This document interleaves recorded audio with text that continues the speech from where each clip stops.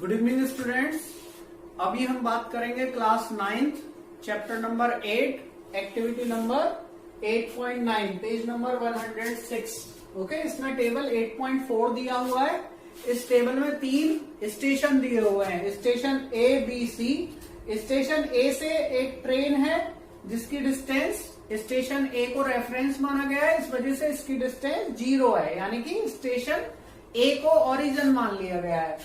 उसके बाद एक ट्रेन है जो स्टेशन ए पे 8 o'clock आती है, ओके, और वो वहां से डिपार्ट होती है 8:15 पे स्टेशन ए से। फिर वो स्टेशन बी जो कि 120 किलोमीटर डिस्टेंस पे है, स्टेशन ए से बी की डिस्टेंस 120 किलोमीटर है, और स्टेशन बी पे वो पहुंचती है ट्रेन 11:15 पे, ओके, एंड 11:15 से 11:30 तक वहां पर स्टे करती है, और 11:30 पे वो स्टेशन बी से ट्रेन चलती है स्टेशन सी पे। स्टेशन सी 180 किलोमीटर पे है, कहां से? स्टेशन ए से 180 किलोमीटर पर स्टेशन सी है। स्टेशन बी से चल के स्टेशन सी पे ट्रेन 1300 आवर्स पे पहुंचती है, यानी कि 1 o'clock पहुंचती है, ओके, या हम 1300 आवर्स बोल सकते हैं इसको। और वहां पे 15 मिनट स्टे करके 13:15 पे 13:15 मतलब 1:15 पे वो जो वहां से डिपार्ट करती है। तो हमें इस क्वेश्चन में, इस एक्टिविटी में ग्राफ प्लॉट करना है डिस्टेंस और टाइम का, और उसको इंटरप्रेट करना है, इंटरप्रिटेशन देनी है। So it is very important exercise that we can do. So look at this, I am drawing the graph. Graph के लिए मैंने ये डिस्टेंस स्केल ले लिया किलोमीटर में, डिस्टेंस किलोमीटर में। यहाँ पे मैंने ए को ओरिजिन मान लिया, प्लेटफॉर्म नंबर ए, प्लेटफॉर्म ए को मैंने यहाँ ले लिया है। प्लेटफॉर्म बी जो कि 120 किलोमीटर डिस्टेंस पे, तो ये किलोमीटर में 120 मैंने डिनोट कर दिया, ओके। देन स्टेशन सी की डिस्टेंस ए से 180 किलोमीटर है, तो यहाँ पे 180 किलोमीटर मैंने मार्क लगा दिया। एंड यहाँ पे मैंने टाइमिंग स्केल ले लिया है। टाइमिंग स्केल क्या है? 8, 8:15, देन 9, 10, 11, 12, 13, 14, और ये किसमें? आवर्स में। ये है time which is in hours, okay. इस स्केल पे मैंने टाइम ले लिया है। तो इसको प्लॉट करने के लिए सबसे पहले हमको क्या करना पड़ेगा? सबसे पहले हमको डिफरेंस देखना पड़ेगा कि कितना टाइम एक ट्रेन ए से बी पहुंचने में ले रही है और बी से फिर सी पहुंचने में ले रही है, okay. Then we will try to find slope. Slope से हमें ये पता चलेगा एक्चुअली कि हमें उसकी स्पीड कितनी होती है। स्पीड जिसकी ज्यादा होगी उसका ज्यादा स्लोप होगा, मतलब ए से बी तक पहुंचने में ज्यादा स्पीड है या बी से सी पहुंचने में ज्यादा स्पीड है। तो वो निकालने के लिए हमको टाइम डिफरेंस और डिस्टेंस का डिफरेंस निकालना पड़ेगा। सो कैसे करते हैं? देखिए, सबसे पहले हम क्या कर रहे हैं? टाइम का डिफरेंस निकाल लेते हैं, ओके, एंड देन डिस्टेंस का डिफरेंस भी देखेंगे। तो सबसे पहले देखिए, distance between A and B, A और बी के बीच में डिस्टेंस कितनी है? इक्वल्स टू 120 किलोमीटर, ये है, okay. And time taken by train to reach A to B. A से बी पहुंचने में कितना टाइम लगा? तो ये हमें यहां से पता चल रहा है। 8 AM 8:15 पे वो चली और 11:15 पे पहुंची, तो 8:15 से 11:15 तक कितना आवर्स हुआ? 3 आवर्स हुआ। तो इसको ऐसे आप निकाल सकते हो, 11:15 minus 8:15, okay, then this will be 3 hours. तो ये 3 आवर्स का टाइम हुआ। तो हमको निकालना है इससे स्पीड। तो स्पीड इक्वल्स टू क्या हो जाएगा बेटा? डिस्टेंस अपॉन टाइम हो जाएगा, डिस्टेंस अपॉन टाइम।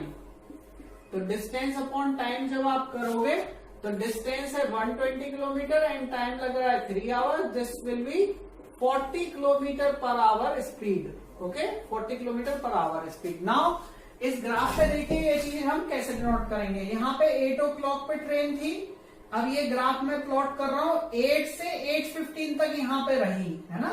तो 8 से 8:15 तक हमें इसी लाइन पे डिनोट करना, उसकी डिस्टेंस नहीं इंक्रीज हुई।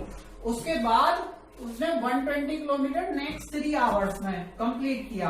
तो 8:15 से 9:15, 10:15, 11:15, तो 11:15 कहीं यहाँ पे होगा, है ना। तो हम ऐसे करके इसको आगे की तरफ प्लॉट करते हैं एंड देन इस तरीके से प्लॉट करते हैं। ओके, तो ये पॉइंट हुआ हमारे पास, यहां इसने डिस्टेंस कवर करी है 120 किलोमीटर, तो इसमें 3 आवर्स में, और यहां से चलना स्टार्ट हुआ है।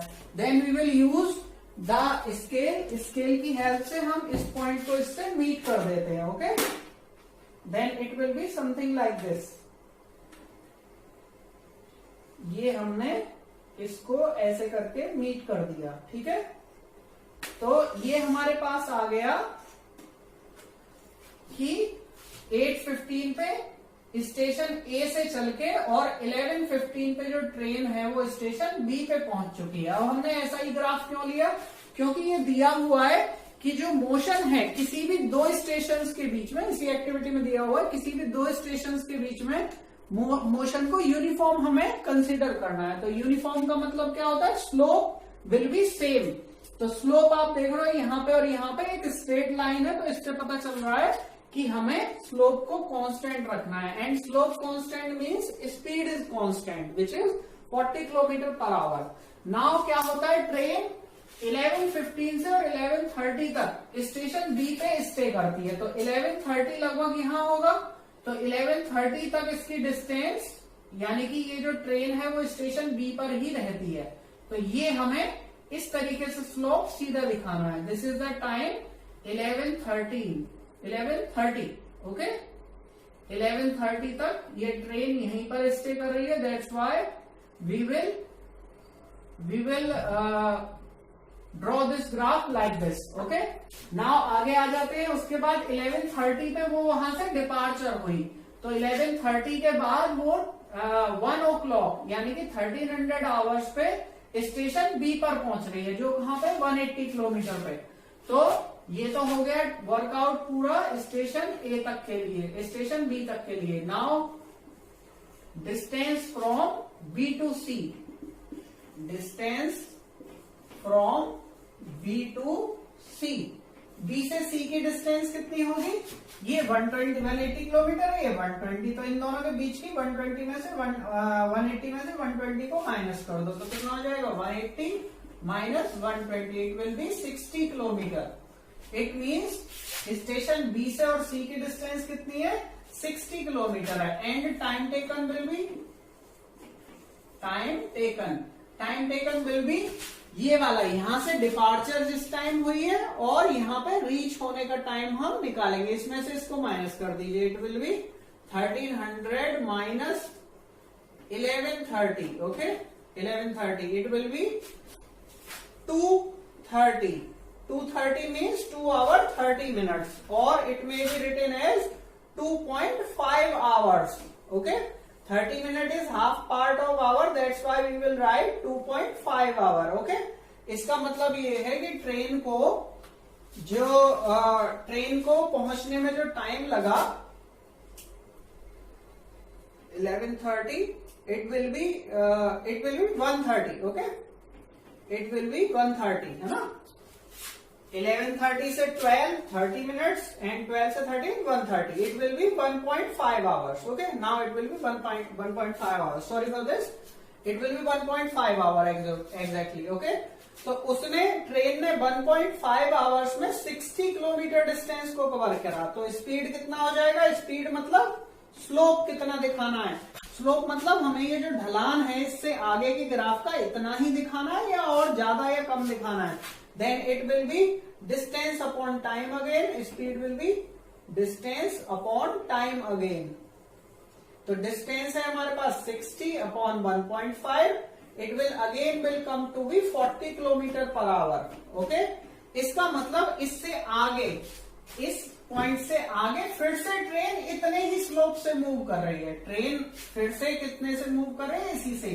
तो अब मैं इसको इरेज कर देता हूं और इसको इरेज करके आगे का ग्राफ मैं प्लॉट कर रहा हूं। थोड़ा सा ही हमें इरेज करने की जरूरत है। 180 तो यहां आएगा आगे, ठीक है, और कितने टाइम पे रीच हो रही है 1300 पे, ओके। तो 1300 पे ये मैंने पॉइंट ले लिया। And slope will be equal to earlier. Slope को हमें उतना ही दिखाना है, यानी कि इसके पैरेलल ही लाइन हमको बनानी है, like this. Okay, why slope is same? Why slope is same because speed is same between this two. तो यहां पे जो ट्रेन है वो इस पॉइंट पे पहुंच चुकी है, 1300 आवर पे पहुंच चुकी है। अब 1300 आवर के बाद 1315 तक वो स्टे कर रही है, तो 15 मिनट यहां कहीं आएगा। ये पॉइंट हो गया लेट से 1315 मिनट्स।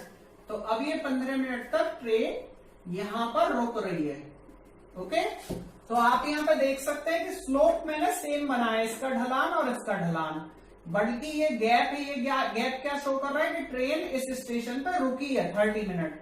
ये भी यहाँ पे शो कर रहा है कि ट्रेन सी स्टेशन पर 15 मिनट रुक रही है। और ये स्लोप क्या डिनोट कर रहा है कि इसकी स्पीड यहाँ पे भी 40 किलोमीटर है और यहाँ पे भी 40 किलोमीटर पर आवर है, यानी कि ए स्टेशन से बी स्टेशन जाने तक 40 किलोमीटर पर आवर स्पीड पर चली है ट्रेन, और स्टेशन बी से और सी तक जाने पर भी 40 किलोमीटर पर आवर पर ट्रेन ने मूव किया है। इस तरीके से ये एक्टिविटी बहुत इंपॉर्टेंट हो गई। ये स्पीड हमें इसका स्लोप बता रहा है। हम ये भी सपोज कर सकते हैं, मान लीजिए यहाँ कैलकुलेट करने पे, यहाँ पर कैलकुलेट करने पे ये स्पीड कुछ ज्यादा आती, वैसे है नहीं क्वेश्चन में, मान लीजिए ज्यादा आती, तब हम क्या करते, स्लोप को इस तरीके से बढ़ा देते, और अगर ये वाली स्पीड कम आती तो स्लोप को ऐसे डिक्रीज कर देते। यानी कि स्लोप जो है इस स्पीड को बताएगा, जिसका स्लोप ज्यादा उसकी स्पीड हमें ज्यादा मालूम पड़ती है। ठीक है, तो ये एक्टिविटी है जिसमें ये ग्राफ हमने प्लॉट करना था और ये पूरा का पूरा हमें इसको इंटरप्रेट करना था। Then interpretation is the slope between A to B and B to C is same because the speed between two station is same. Then we may write slope of the graph denotes the speed of train between A to B and B to C, which is 40 kilometer per hour, which is 40 kilometer per hour. Okay, this is the interpretation. This is all about this activity. This is very important, so understand it well. अगर कोई doubt रहता है तो आप comment section में, comment box में लिख सकते हैं।